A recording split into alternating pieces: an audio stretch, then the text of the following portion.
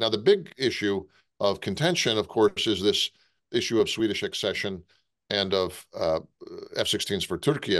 And here we're dealing with the sort of the outcome or the fallout of a low trust relationship. Washington and Ankara policy elites have very little trust in one another for various reasons. What we have on both sides now in Turkey and in the United States is a lack of people at the high levels who are working to do this, to take these decisions to rebuild trust. Now, it does, they say that a journey of 1,000 miles starts with a single step.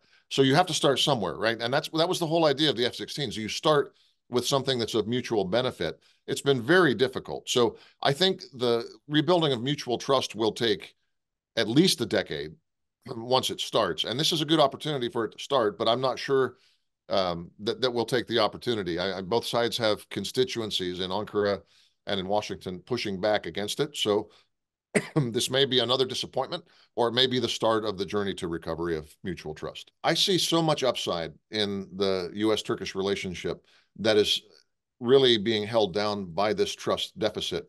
The best case scenario for me is that, first of all, the US starts listening to some of Turkey's legitimate security concerns in and along its border areas. And that leads to a diminution of US support, for instance, to the YPG, the PKK affiliate in Syria. That leads to serious messages from the United States, which can't simply cut off the YPG, but they can say, look, you either make peace with Turkey or you're going to see a decrease in our aid and perhaps even a withdrawal from Syria.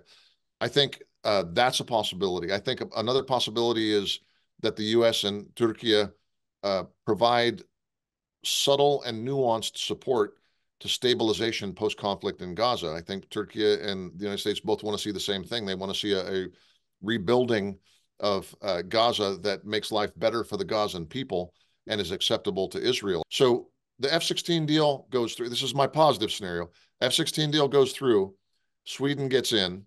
We continue to work together on supporting Ukrainian independence. We work together on stabilization post-conflict in Gaza, and then new opportunities to rebuild trust develop from there. I am an optimist. I think those are all possible. The problem is whether the domestic politics in both countries allow that to happen.